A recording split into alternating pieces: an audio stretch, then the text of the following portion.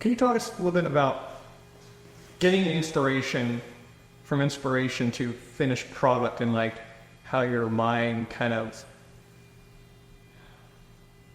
feels about the idea, reconciles some of the ideas about how you want to do it, and then you get to the end? I don't know. I don't see it as being that linear as in terms of like having to have an idea or an inspiration and then figuring out how to execute it. Mm-hmm. I think from the beginning, my approach has been to more action-based. So I don't have to have a really perfect idea or like a really clever idea or some really strong external inspiration before I actually start working. That makes sense? Absolutely. And I think, that just is sort of more in tune with my, my personality, but also I'm a little bit afraid of having that model of creating. It is this, like, I just want to be able to work and not have to, like, the idea of create block is really terrifying to me. So you kind of adopted Chuck Close idea of like, stick to work. Pretty much, yeah. And I think it's very much rooted in like it's fundamental surrealism, right? Where you're not waiting around to execute an idea in a didactic way, as opposed to you're just, I think it's much more rooted in action, where you make marks and then the next thing leads to the next thing, right? It can get very baroque and ornate, but it starts with that simple principle of action, making marks, maybe taking a moment to reflect on it, but just continually to push information out. And in this process, it's also being kind of dragged behind the believability machine, like the illusionism.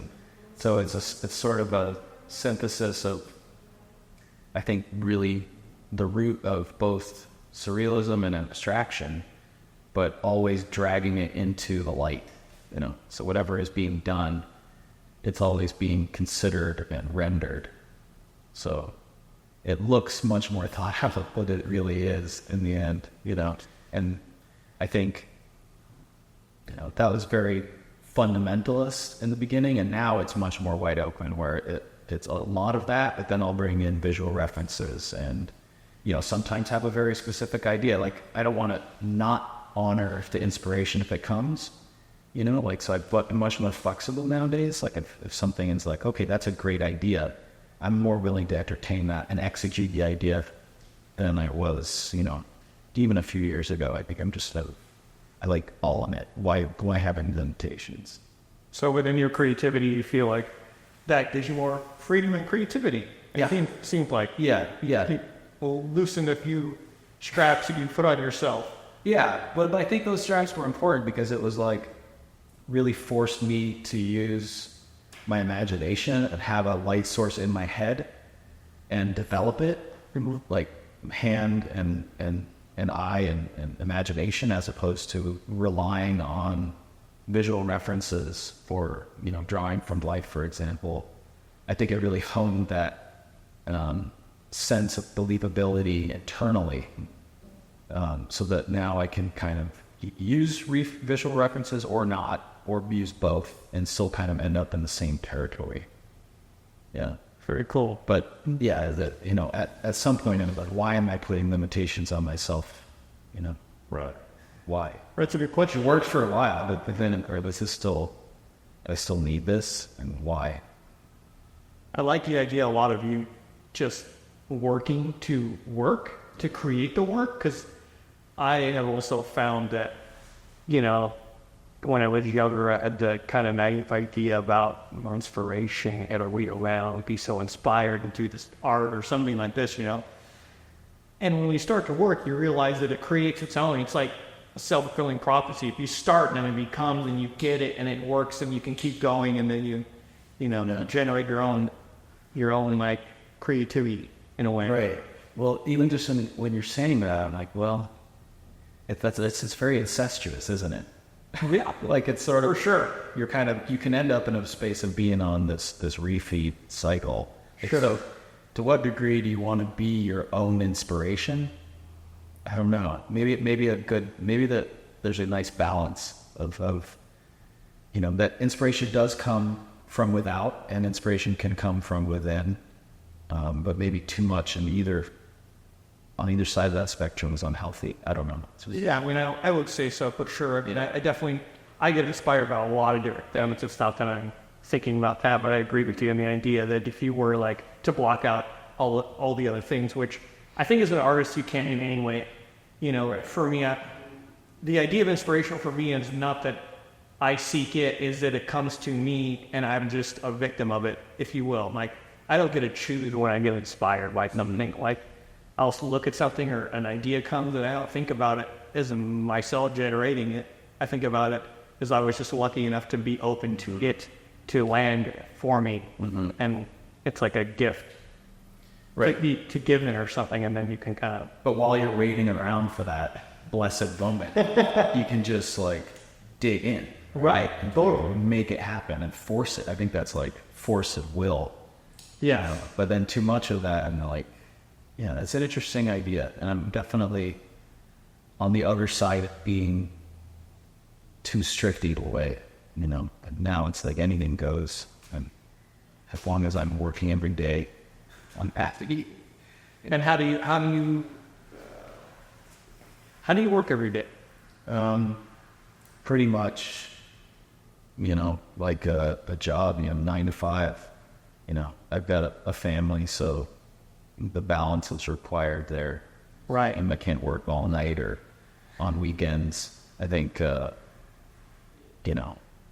it's pretty much 9 to 5 nowadays with COVID and school closure. I have to be much more flexible, so I'm not,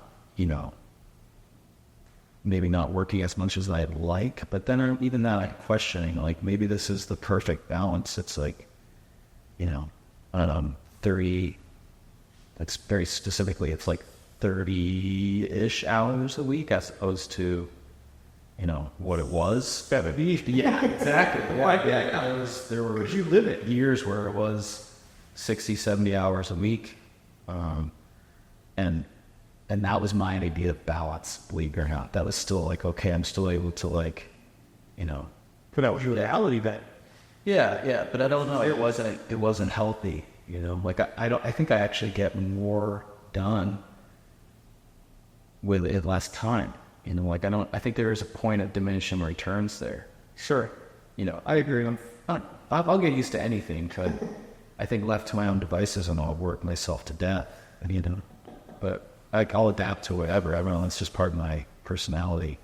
So this is the new normal is like, some crazy ass schedule like that's operating around breaks in my kid's Zoom school and, riding my bike back and forth to the studio and, right. Definitely not working on weekends, trying to keep that sacred. But yeah, just when I'm here, I'm working. I'm not fucking around. Just like keeping my body in motion. It's so weird, but it comes down to like actually, like it's just action. It's like I can come in here and just sort of like sit in this comfy chair and just sort of stare at something, and like that's pretty enjoyable. I'll just stare at what I've already done. I could do that for hours, and at the end of the day, it's like actually action. It's like no, be on your feet, get some shit in your hands and work. Right. So kind of going back to that, to what you said earlier about, getting to work and then talking about having a much more truncated work time and space, weekly, monthly, yearly. Do you ever come in and feel like, I don't want to paint for 2 hours. I don't want to paint for 4 hours. I don't even want to work on this shit. I want to do monotype right now. Was there just like the creative space that I'm in? I just don't want to labor over this other thing. I want to do this other thing because it gives me a certain, certain feeling that I need right now versus a different one. That's exactly right. I mean, I think before I even found monotypes which satisfy exactly what you're saying is like, it's a bit of a relief because it's quick I mean, relatively quick. Of course, I'm making it super complicated now, but it's relatively quick compared to painting. So before that even came into the scenario, I created a way of painting where they're kind of cycling, right? So there's always a painting at every stage available to you. And the early stage is very kind of like violent and chaotic and impulsive. So if I have that kind of energy, I'm coming into the day with that kind of energy, I know better now than to go in and try to do some meticulous detailed work. Like it took me a while to figure that out. And I messed up a lot of paintings in that way. So yeah, the system of cycling solves for two problems. One is that, I'm a very moody person. I'm not always coming in a serene, peaceful energy.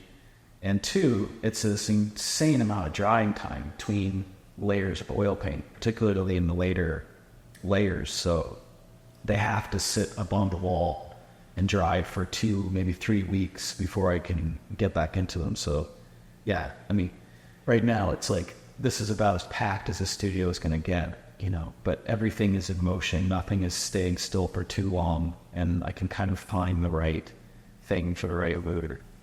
But yeah, it works well. Yeah, it seems nice that having a series of oils in progress most often for you gives you that space then. Yeah. You have that thing, but also then you're not stuck on like, I could take a break because 6 of the 7 I can't even work on yet. I do the 7th one right now. Right. It's kind of nice.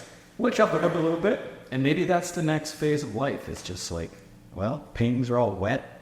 I'm taking 2 weeks off, right? I'm like, it seems so impossible in my current, state of mind.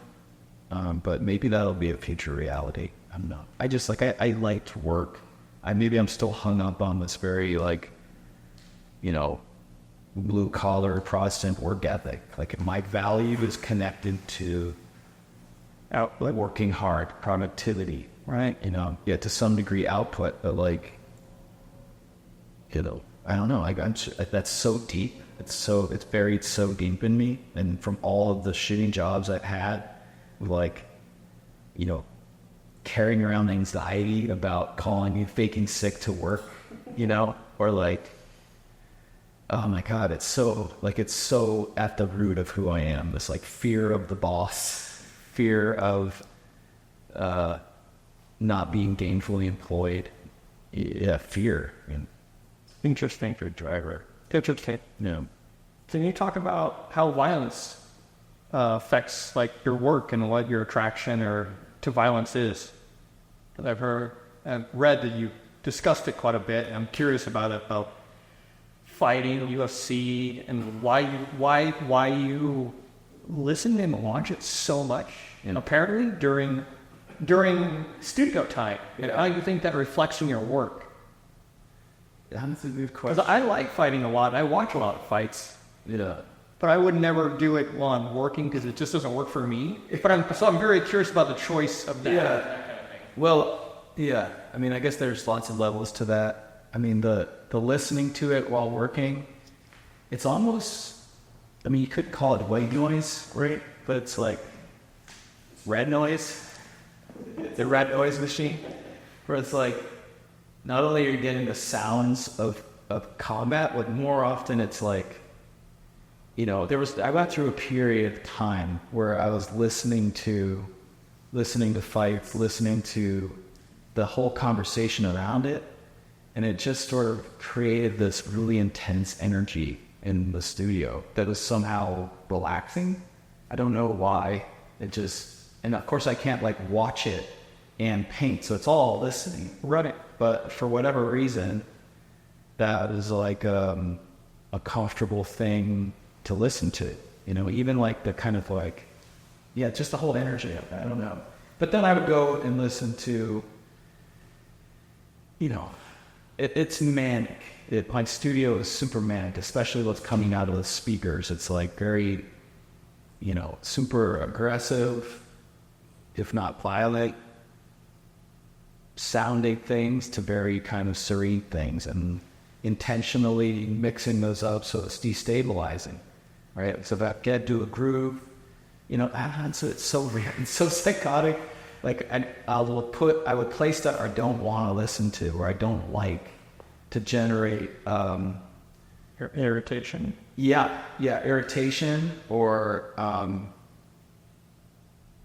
destabilization or just maybe it is irritation. Not all the time. Sometimes I can be more generous, kind, and to myself and listening, of course.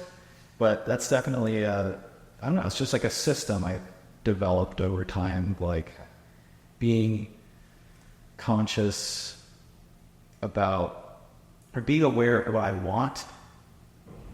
And before giving myself what I want, think about what the alternative is. Does that make sense?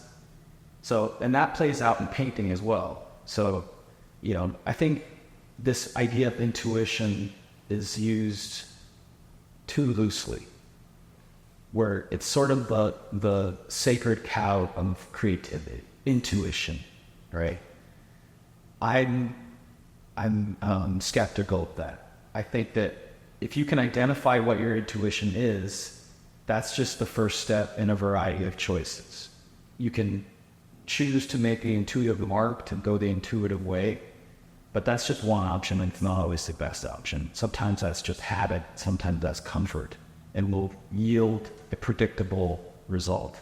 I'm not passing judgment. Everybody's intuition is different, but I'm just aware that you have opportunity at that point of awareness of intuition. So, in the context of violence, I think that the counterintuitive action is inherently a violent one. It's not one that is safe or comfortable. It's almost a safe way of exercising a self-destructive impulse, like within the context of creativity. Outside of the studio, maybe you don't honor that counterintuitive impulse as much. Right? All do. You race motorcyclists, that's kind of counterintuitive. Yeah, it's very advanced for body on. Yeah, or pushing any limits of anything. And I've got certain things in my life as well, like that. But, so it kind of sounds like they use it to charge yourself, in a way. Like you want to charge yourself to get this, like, the workout in the way that you want your work to be and to look like, even though you don't know exactly what it is, maybe. But it gives you an energy that you seek. Yeah. Instead of maybe a placated energy or like a comfortable energy or something. It's a different thing that you're looking to get out of yourself, and that's how you turn it on, maybe. Yeah. Well, this idea of destabilization, that's critical. I want to achieve that in my own creative process, and my hope is that if I can do that with myself, then it will happen in the viewer. That's the hope. Whether that happens or not is out of my control, but there's a good chance that I am able to create a destabilizing energy in the process of making that may also happen in the process of viewing. That's what I want. I want dynamics. I don't want anything easy or squarely on one side of a polarity. I want the whole polarity turned on end so it's one thing, right? Like easy, hard, I want that as a single point, like a consumable in one space. That's what I want. And it's like, how do you get to that place just doing things that are going to make you comfortable, or how are you going to get to that place doing things that are always not in your best interest?